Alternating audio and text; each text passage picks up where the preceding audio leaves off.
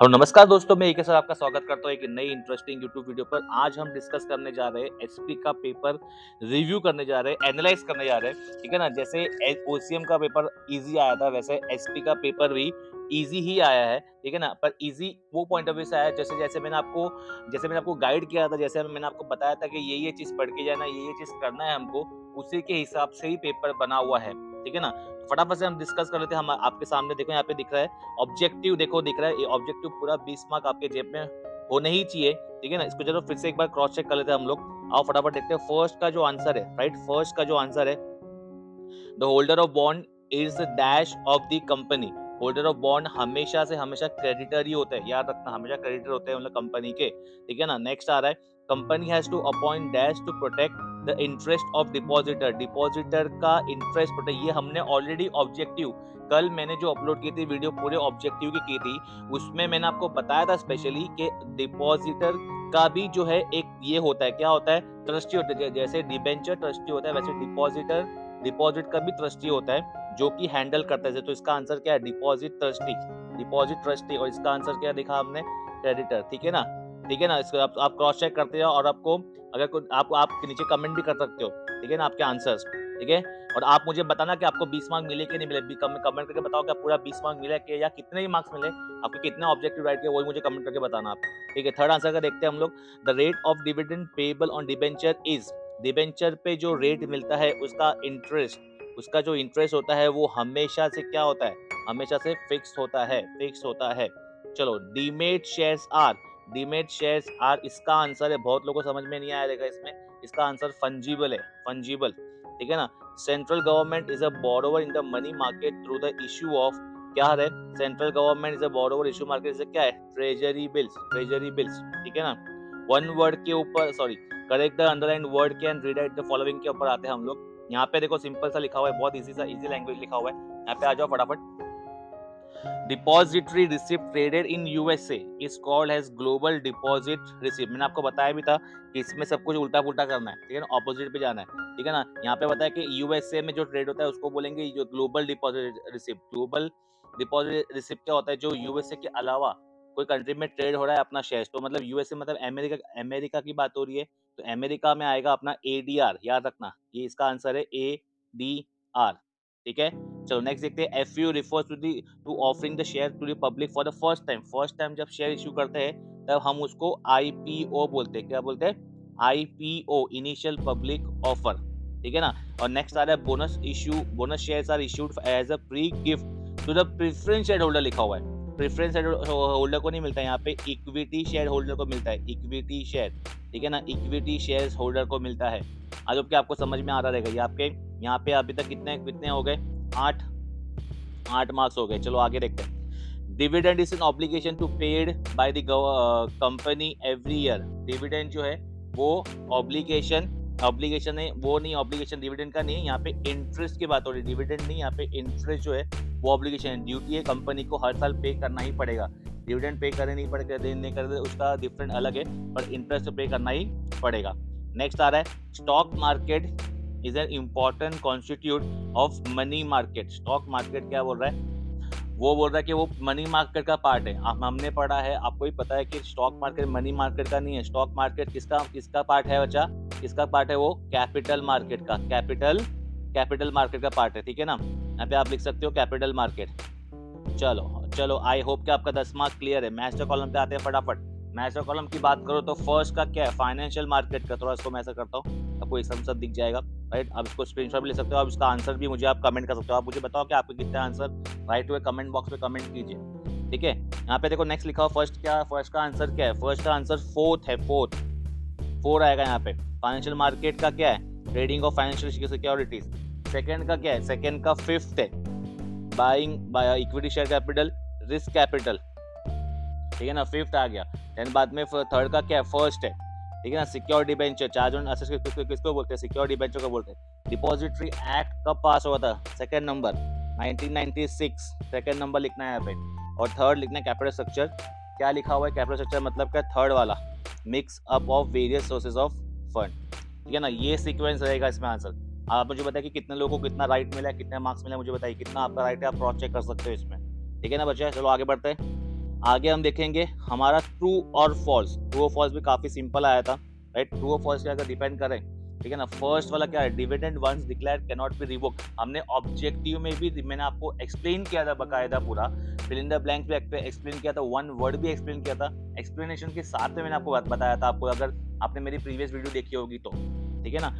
Dividend once declared can not be revoked, revoke मतलब cancel, ठीक है ना, वो ऐसा नहीं है यहाँ पे। ऑब्वियसली डिविडेंड वंस डिक्लेयर मतलब एक बार डिक्लेयर कर दिया है तो उसको कैंसिल कर सकते नहीं है, इसके लिए इसका आंसर क्या होगा, ट्रू। नेक्स्ट क्या लिखा हुआ है, authorised capital is mention in the capital clause of MOA. Yes, authorised capital कितना अथॉरिटी है कंपनी को, शेयर कितना इशू कर सकते हैं, वो सब एमओए में यानी कि मेमोरेंडम ऑफ एसोसिएशन में लिखा रहता है, इसीलिए इसका आंसर भी क्या आएगा, ट्रू। नेक्स्ट आ रहा है capital fix capital is also referred as circulating capital. Circulating capital fix capital नहीं है, सर्कुलेटिंग कैपिटल तो वर्किंग कैपिटल है, ऑब्वियसली इसके लिए इसका आंसर क्या है, फॉल्स। ट्रू फॉल्स में हमने ये भी किया था, ठीक है ना। नेक्स्ट आ रहा है depositors are given voting rights. Depositor को वोटिंग राइट मिलता है, नहीं मिलता है भाई। डिपॉजिटर अभी हमने देखा, डिपॉजिटर क्या है, कंपनी के क्रेडिटर्स है, ठीक है ना, उनको क्या आएगा, तो इसका आंसर क्या आएगा, फॉल्स। फॉल्स समझ में आ रहा है, फॉल्स आएगा इसका आंसर। चलो फिर देखेंगे, Bombay stock exchange BSE is the oldest stock exchange in India. Bombay stock exchange क्या बोल रहा है, ओल्डेस्ट स्टॉक एक्सचेंज बता रहा है इंडिया में, ऑब्वियसली यहाँ ये तो ट्रू है अपना, ठीक है ना।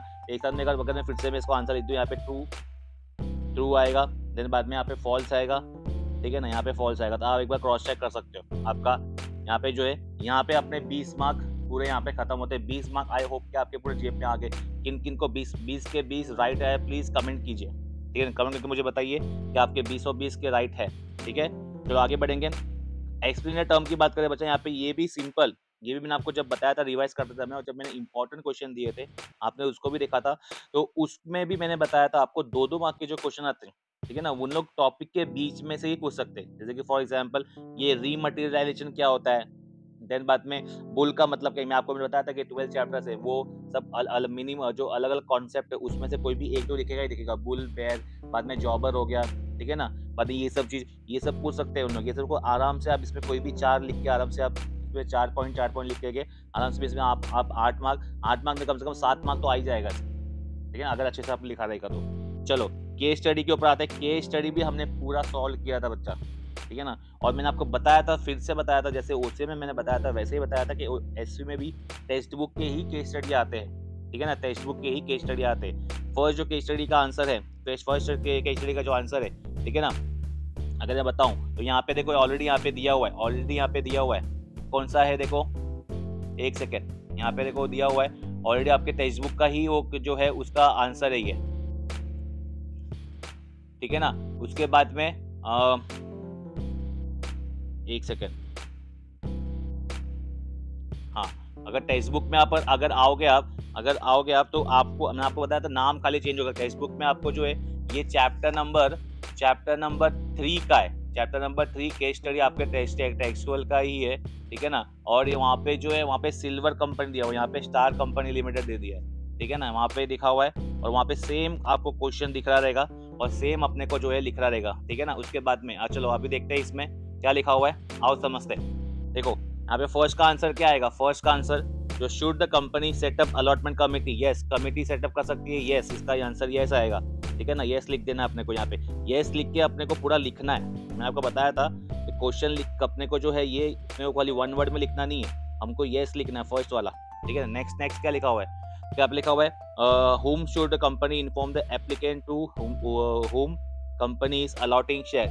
The company should inform applicant to whom is allotting share by issuing letter of allotment और allotment advice। यहाँ पे letter of allotment आएगा, शॉर्ट में लिख रहा हूँ यहाँ पे, बट आपको फुल फॉर्म आपने लिखा रहेगा अगर आपने फर्स्ट ऑप्शन दिस थिंग आपने सॉल्व किया है तो। Then within what period should the company issue share certificate जो है कितने दिन में, कितने टाइम में होना चाहिए। Company should issue share certificate within 2 months. हमने ये ऑब्जेक्टिव में भी देखा था, ये 2 months from the date of allotment, 2 month allotment के 2 महीने के अंदर शेयर सर्टिफिकेट मिल जाना चाहिए। ये 3 क्वेश्चन का 3 आंसर है। अगर आपने ये किया है तो इसको क्रॉस चेक कीजिए, अगर आपका राइट है तो आप प्लीज कमेंट कीजिए कि बोलिए मेरा भी राइट है सर, ठीक है। चलो नेक्स्ट पे आते हैं। सेकंड वाला देखो, सेकंड वाला भी आपके टेक्स्ट बुक का ही है, ठीक है ना, आपके टेक्स्ट बुक का ही है। अगर टेक्स्ट बुक की बात करूँ मैं, राइट, तो वहाँ पे देखो अगर क्या लिखा हुआ है, जेड मिस्टर जेड लिमिटेड लिखा हुआ है ना, ये चैप्टर नंबर है 9 का, चैप्टर नंबर 9, और वहाँ पे आपके फर्स्ट ही केस स्टडी है टेक्स्ट बुक का, ठीक है। वहाँ पे भी जेड मिस्टर जेड लिखा हुआ है, वहाँ पे 100 शेयर दिया हुआ है, यहाँ पे 50 शेयर दिया हुआ है, ठीक है ना। तो वहाँ पे देखो क्या लिखा हुआ है, आंसर फर्स्ट आंसर क्या आएगा, यहाँ पे दिया हुआ है कि mister Z hold saving bank account with CFDH Bank Limited, can he deposit his share with his account for demat? Obviously क्योंकि वो तो सेविंग अकाउंट कर रहा है, तो शेयर्स के लिए अकाउंट सेविंग अकाउंट रिक्वायर्ड नहीं है। शेयर्स के लिए कौन सा अकाउंट है, डीमेट अकाउंट है, पता है ना आपको। तो यहाँ पे फर्स्ट आंसर क्या आएगा, नो, ठीक है ना। सेकंड क्या लिखा हुआ है, what type of account is needed, अभी बताया मैंने आपको, यहाँ पे लिखना है हमको कि demat account is required, demat account is required to converting physical share into electronic share. Last लिखा हुआ है, it is the RBI which will be the custodian of the share of Mr. Z after dematting? No, RBI नहीं रहेगा इसमें कौन रहेगा, the depository, जो अपने इंडिया में डिपॉजिटरी है। डिपॉजिट कितने डिपॉजिटरी है अपने यहाँ पे, ठीक है ना, NSDL, ठीक है ना, और क्या है CDSL। आई होप कि आपको समझ में आ रहा रहेगा, तो उसको वैसे होल्ड कर सकता है। चलो उसके बाद में देखते हैं नेक्स्ट सेकंड और थर्ड तो इजी है। थर्ड वाला देख लो एक बार, थर्ड तो खाली आपको यस नो लिखना है।